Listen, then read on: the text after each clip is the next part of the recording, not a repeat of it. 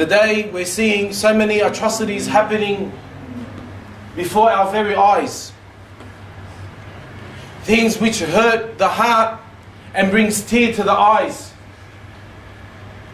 And these similar situations happened at the time of the Prophet sallallahu alaihi wasallam, at the beginning stages of Islam, whereby the Muslims will be tortured so much so that they will try to turn them on their religion, to turn back from their religion. After accepting the truth, Islam, they wanted them to go back off the truth and go back into deviation. So they tried many measures so that they could try and deviate them off the right path. From amongst them was torture. And they would torture the weak amongst the community.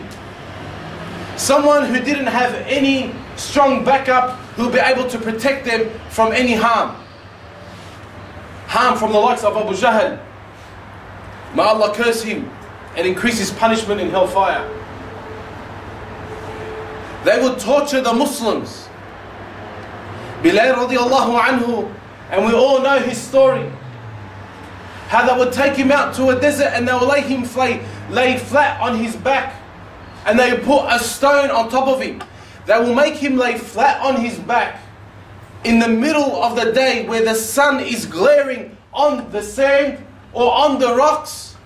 And they will lay him flat. You will not be able to even bear to walk on it barefoot, let alone put your back onto that sand or that bare rock. And then place a rock over them. Do you think the likes of Bilal radiallahu anhu gave up his religion due to this?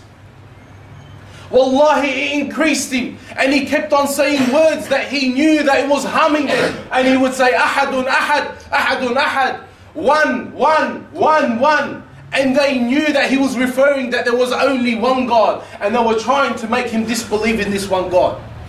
It did not deter him from this religion. And they would tie him around from his neck on a rope to humiliate him. And they would drag him around in front of everybody. He did not give up his religion. And the likes of Abu Bakr radiallahu anhu, whom Allah subhanahu wa ta'ala has given wealth, he freed Bilal radiallahu anhu. He freed him and saved him. Because this is what Islam is all about. Then you have the likes of other companions. Abu Faqih, this companion, he was another slave. They would do exactly what they would do to Bilal, except they would strip him naked and they would do it. Put him in the desert. Then they would tie a rope around his neck and around his feet. So he was in a very awkward position. And then they would drag him around until he almost died. Yet, this was the types of torture that they tried to put the Muslims through to take them back off their religion. And Khabbab ibn Arat, radiallahu anhu, this man was a blacksmith. He was a blacksmith. And they used the tools that he used to work with against him. They would heat up the tools and they would brand his back. They would brand his back with the same tools that he was using. They would rip out his hair. They would rip it out literally with their hands. Twist his neck. Put him through all types of torture. They even went to the extent where they would grab him and they would throw him onto a pit of coal. And they would throw a rock on top of him. So much so that he would not be able to get out of it. Why? To turn him away from his religion. And wallahi, this only made him stronger every time they inflicted torture upon them. Now, this is what happened at the beginning stages of Islam. You'd think now it wouldn't be exactly the same like it was 1,400 years ago. Now with all this modern technology, with us being so advanced, with human rights, equal rights, You would think that this wouldn't even happen or go on anymore. But it's happening. And it's happening in front of our very eyes.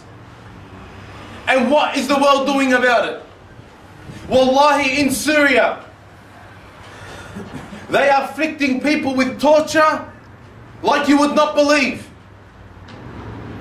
They are afflicting them through torture like you would not believe.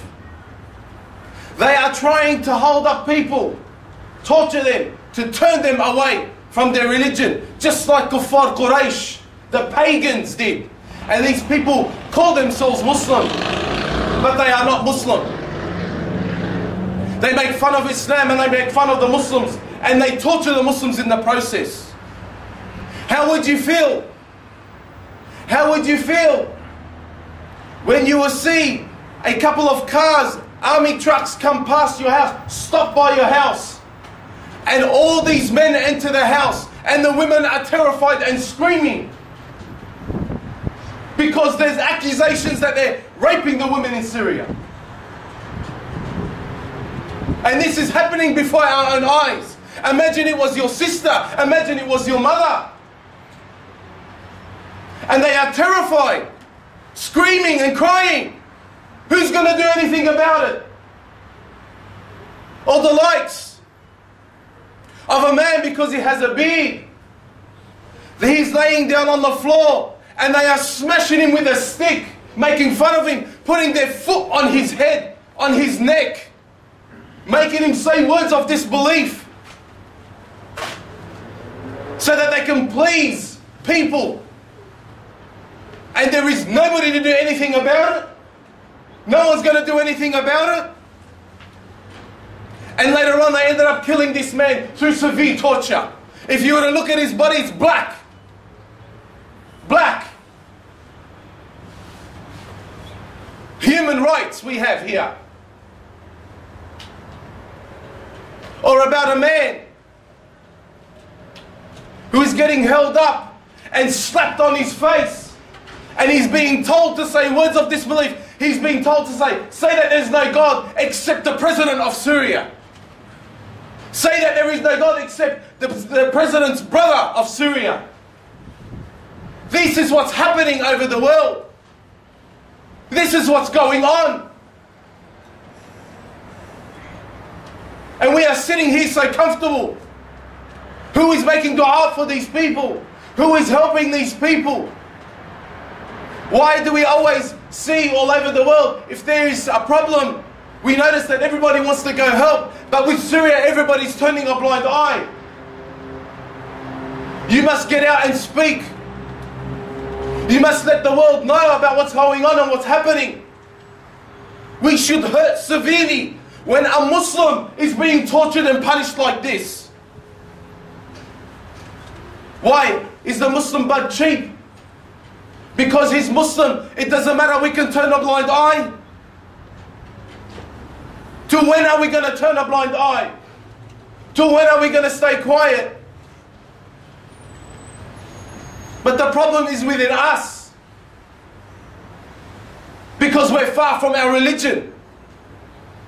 And this is why it's happening. A baby, so small, its head is blown off from here. Why? Why? And everybody is staying quiet. The whole world staying quiet, throwing threats here and there, and no one's doing nothing about it. Fear Allah subhanahu wa ta'ala. Fear Him. Turn back to your religion. Worship Allah subhanahu wa ta'ala. Wallahi, this is only happening due to our sins. You know, the sad thing is that it kind of has no more effect. You might look at it, get affected a little bit. Oh, haram, look what's happening with the Muslim ummah. And then turn back to your normal life all over again. And you're drowning in interest, and you're drowning in sin, and you're doing all sorts of things. Isn't that sad and upsetting? To see that that's happening. Why? Because you're safe. You don't care what's happening overseas and what's happening all over the world. We must wake up to what's happening. And we must see with our eyes and act with our hearts. Because our hearts does not want something like this to happen. And we should make sure. And we have opportunity and a chance in a place like this to say and talk and do and act. So that we can express what we want to do. So that we can put pressure on people so that they can do it. أقول ما تسمعون وأستغفر الله لي ولكم ولسائر المسلمين من كل ذنب فاستغفروه إنه هو الغفور الرحيم.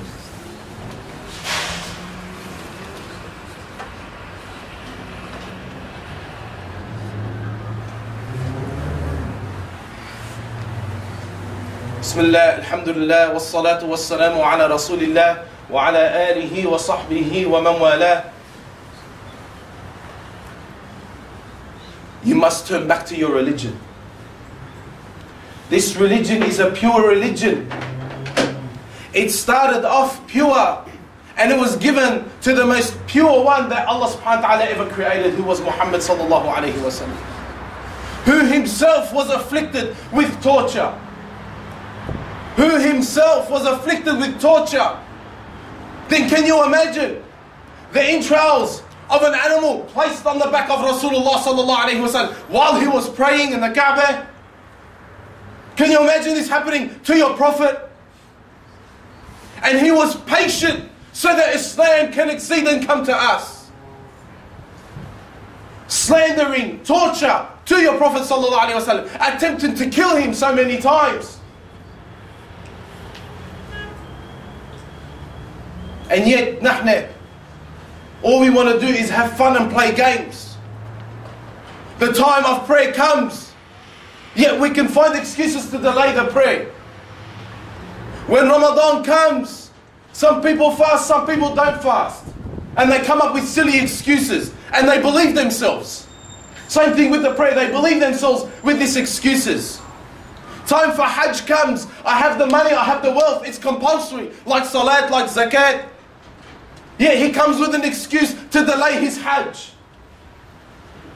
Zakat. Somalia is starving, doesn't have any food at all whatsoever. Yet we find excuses not to pay our Zakat money, which is obligatory, which we have to pay. And you wonder why the Ummah is in the state that it's in. You wonder why the Ummah is getting killed. The Ummah is going through starvation. The Ummah is falling into traps left, right and center because it left its religion and it started to follow the worldly gains and the worldly love. So you left the love of the akhirah and you fell in the love of the dunya. Therefore Allah subhanahu wa ta'ala will give you this dunya and He will deprive you from the akhirah. You want to take it. How long are you going to live for it? If you're lucky, 60, 70 years. Yesterday or the day, a few days ago, 14-year-old girl died.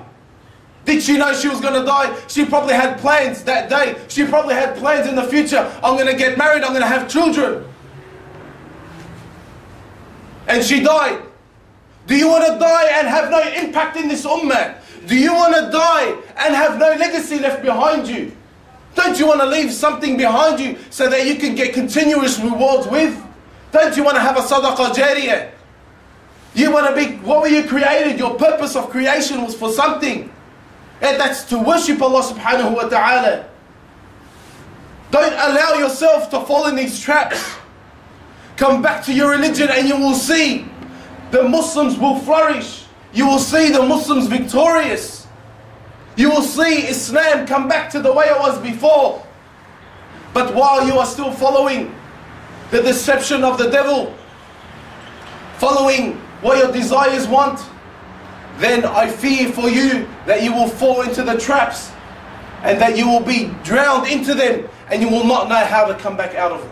Because there will be no one to save you. The only one who can save you from all this is Allah subhanahu wa ta'ala. But if you don't take one step to Allah subhanahu wa ta'ala, then He's not going to take any steps towards you to helping you. Hadith Qudsi says that Muhammad sallallahu alaihi wasallam said that Allah subhanahu wa ta'ala said that if you take one step towards Allah subhanahu wa ta'ala, one step, Allah will take 2 steps towards you. If you come walking towards Allah subhanahu wa ta'ala, Allah will come in a jogging state towards you. And if you come jogging towards Allah subhanahu wa ta'ala, He will come running towards you. In the meaning, not literally, but meaning, you take that 1 step, Allah subhanahu wa ta'ala will take 2 steps. So that means, if you take that initial step to go closer to Allah subhanahu wa ta'ala, Allah will make your path easier to come closer to Him. Allah will make your path easier to start praying towards Him. Allah subhanahu wa ta'ala will make your path easier so that He can bring you closer to Him, so that you can enter paradise. The choice is within you. You can make a difference with yourself, with your family. And wallahi, you start with yourself and your family, then Allah subhanahu wa ta'ala will change the ummah as a whole. You can change the ummah by starting with yourself and your family first.